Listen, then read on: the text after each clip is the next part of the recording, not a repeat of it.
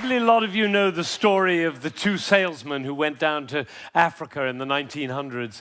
They were sent down to find if there was any opportunity for selling shoes. And they wrote telegrams back to Manchester. And one of them wrote, "Situation hopeless, stop, they don't wear shoes." And the other one wrote, "Glorious opportunity, they don't have any shoes yet." Now, there's a similar situation in the classical music world, because there are some people who think that classical music is dying, and there are some of us who think you ain't seen nothing yet. And rather than go into statistics and trends and tell you about all the orchestras that are closing and the record companies that are folding, I thought we should do an experiment tonight. An experiment. Actually, it's not really an experiment because I know the outcome.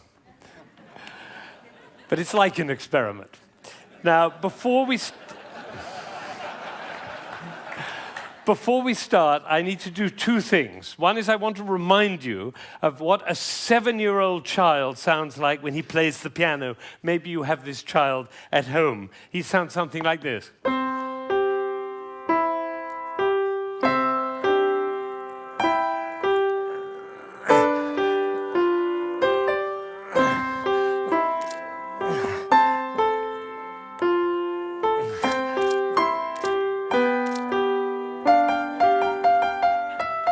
I see some of you recognize this child. Now, if he practices for a year and takes lessons, he's now 8 and he sounds like this. And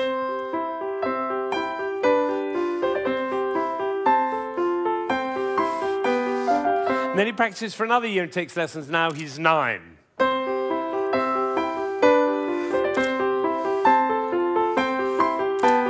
And then he practices for another year and takes lessons, now he's 10.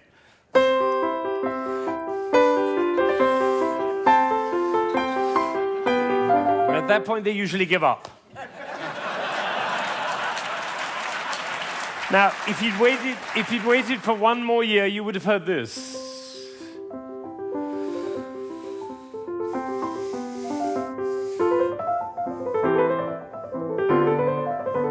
Now, what happened was not maybe what you thought, which was he suddenly became passionate, engaged, involved, got a new teacher, he hit puberty, or whatever it is. What actually happened was the impulses were reduced. You see, the first time he was playing with an impulse on every note.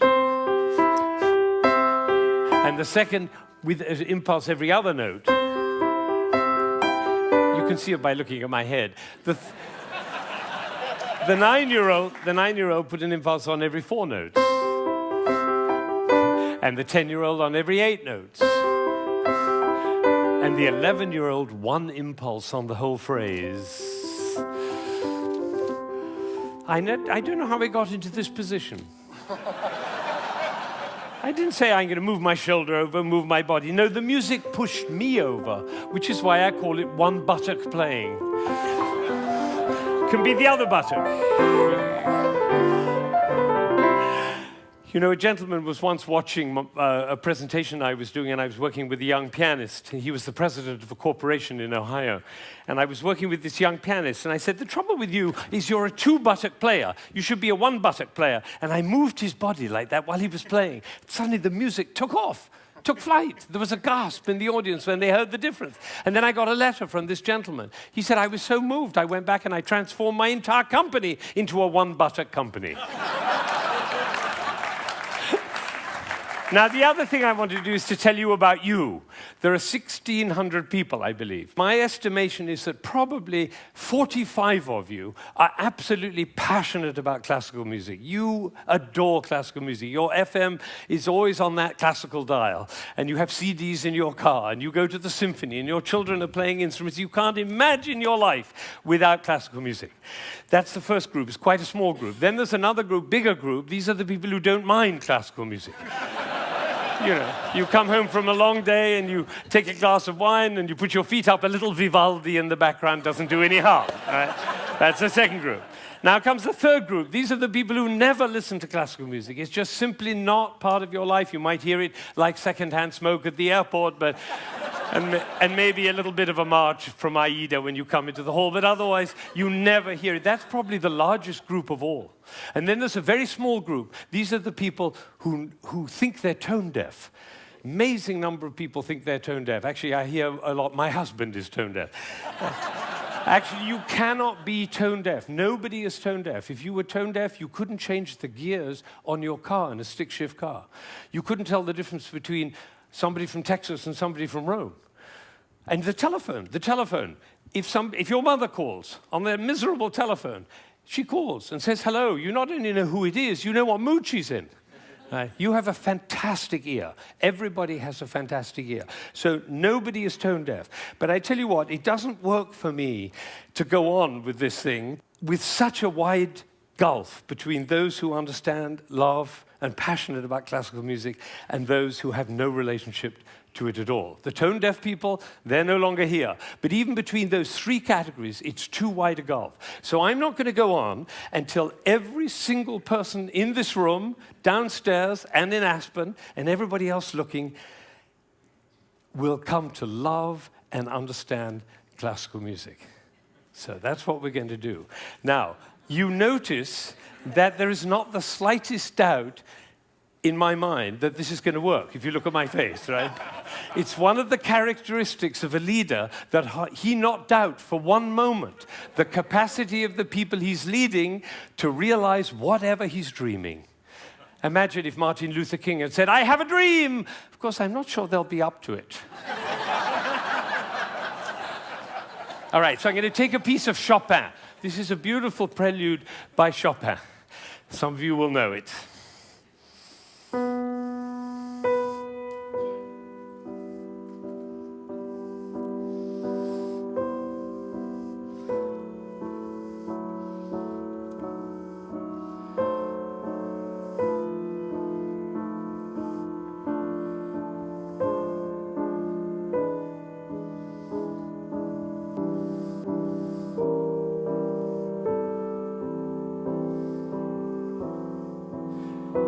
I think probably happened in this room. When I started, you thought, how beautiful that sounds.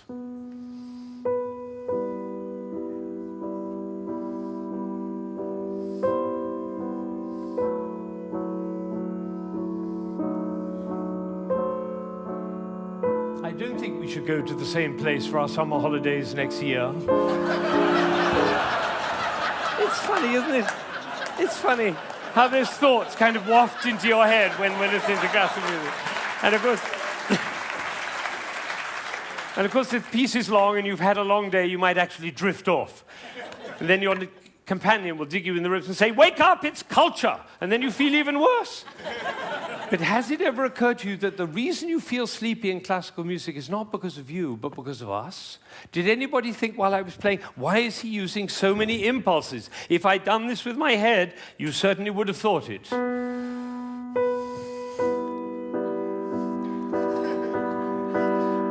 And for the rest of your life, every time you hear classical music, you'll always be able to know if you hear those impulses.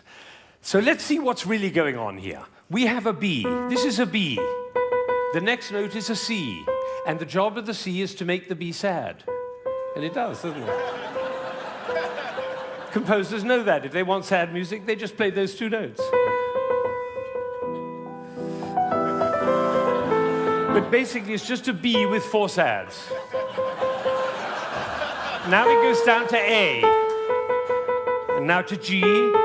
And then to F. So we have B, A, G, F. And if we have B, A, G, F, what do we expect next? Oh, that might have been a fluke. Let's try it again. Ooh, the TED choir. And you notice nobody is tone deaf. Is that right? Nobody's, every village in Bangladesh and every hamlet in China, everybody knows. Da, da, da, da, da. Everybody knows who's expecting that E. Now, Chopin didn't want to reach the E there because what will have happened? It'll be over, like Hamlet. You remember Hamlet, Act 1, Scene 3, he finds out that his uncle killed his father. You remember he keeps on going up to his uncle and almost killing him. And then he backs away, and then he goes up to him again and almost kills him. And the critics, all of whom sitting in the back row there, they have to have an opinion. So they say, Hamlet is a procrastinator. Or they say, Hamlet has an Oedipus complex. No, otherwise the play would be over, stupid.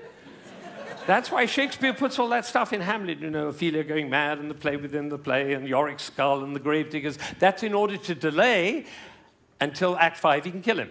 It's the same with the Chopin. He's just about to reach the E and he says, oops, better go back up and do it again. So he does it again. Now he gets excited. That's excitement, you don't have to worry about it. Now he gets to F sharp and finally he goes down to E. But it's the wrong chord. Because the chord he's looking for is this one. Right? And instead he does. Now we call that a deceptive cadence. Because it deceives us. I always tell my students, if you have a deceptive cadence, be sure to raise your eyebrows, then everybody will know.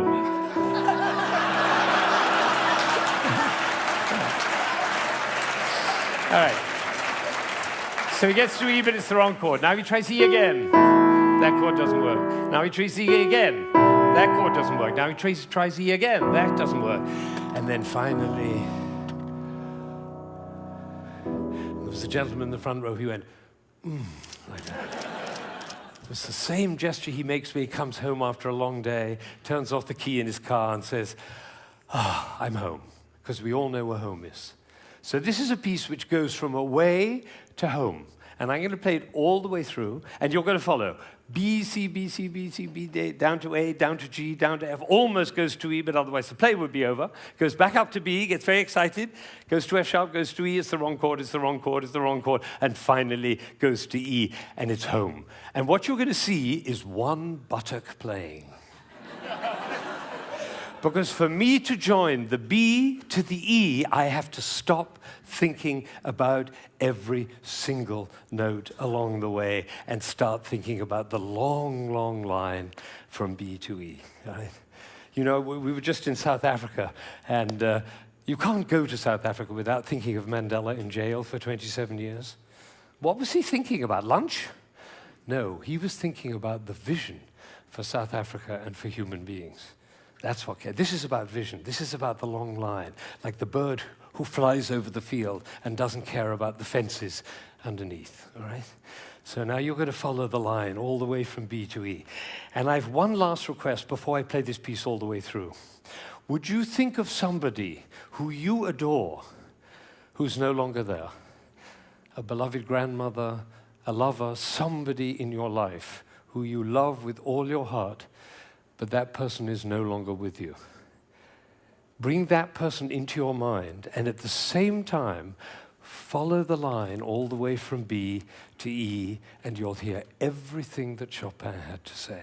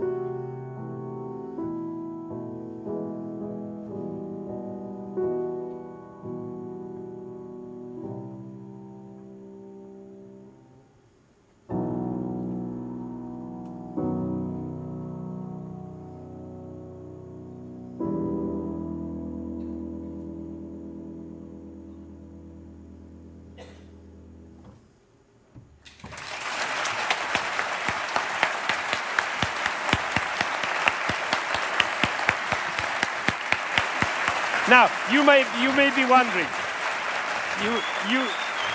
you may be wondering, why I'm clapping. Well, I did this at a school in Boston with about 70 seventh graders, 12-year-olds. And I did exactly what I did with you, and I told them and explained them the whole thing. And at the end, they went crazy, clapping. They were clapping. I was clapping. They were clapping. Finally, I said, why am I clapping? And one of these little kids said, because we were listening. Think of it, 1,600 people, busy people, involved in all sorts of different things, listening, understanding, and being moved by a piece by Chopin. Now, that is something. Now, am I sure that every single person followed that, understood it, was moved by it? Of course I can't be sure, but I tell you what happened to me. I was in Ireland during the Troubles 10 years ago, and I was working with some Catholic and Protestant kids on conflict resolution, and I did this with them. Risky thing to do, because they were street kids. And one of them came to me the next morning, and he said, you know, I've never listened to classical music in my life, but when you played that shopping piece, he said, my brother was shot last year, and I didn't cry for him. But last night, when you played that piece, he was the one I was thinking about. And I felt the tears streaming down my face, and you know, it felt really good to cry for my brother. So I made up my mind at that moment that classical music is for everybody. Everybody. Now, how would you walk? Because you know my profession, the music profession, doesn't see it that way. They say 3% of the population likes classical music. If only we could move it to 4%, our problems would be over. I say, how would you walk? How would you talk? How would you be if you thought 3% of the population likes classical music? If only we could move it to 4%. How would you walk? How would you talk? How would you be if you thought everybody loves classical music? They just haven't found out about it yet. See, these are totally different worlds. Now, I had an amazing experience. I was 45 years old. I'd been conducting for 20 years, and I suddenly had a realization. The conductor of an orchestra doesn't make a sound. My picture appears on the front of the CD.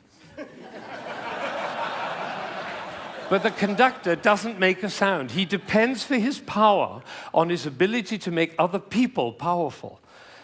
And that changed everything for me. It was totally life-changing. People in my orchestra came up to me and said, Ben, what happened?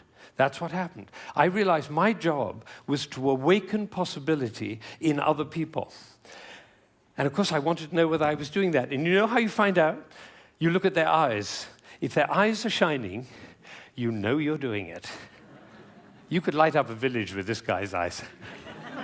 Right, so if the eyes are shining, you know you're doing it. If the eyes are not shining, you get to ask a question. And this is the question. Who am I being that my player's eyes are not shining?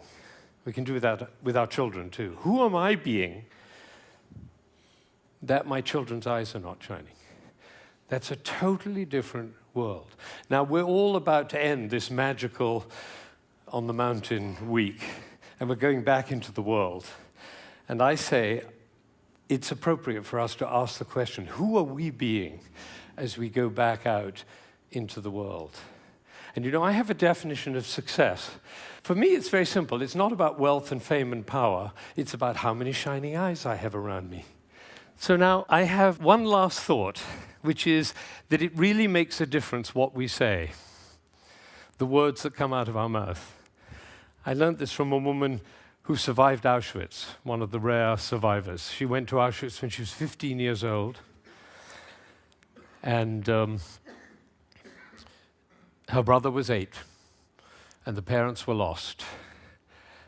And she told me this. She said, we were in the train going to Auschwitz, and I looked down and I saw my brother's shoes were missing. And I said, why are you so stupid? Can't you keep your things together, for goodness sake? The way an elder sister might speak to a younger brother. Unfortunately, it was the last thing she ever said to him, because she never saw him again. He did not survive. And so when she came out of Auschwitz, she made a vow. She told me this. She said, I walked out of Auschwitz into life, and I made a vow. And the vow was, I will never say anything that couldn't stand as the last thing I ever say. Now, can we do that? No, and we'll make ourselves wrong and others wrong. But it is a possibility to live into. Thank you.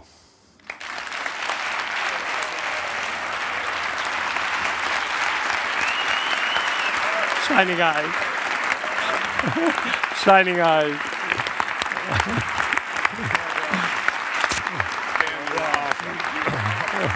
Thank you. Thank you.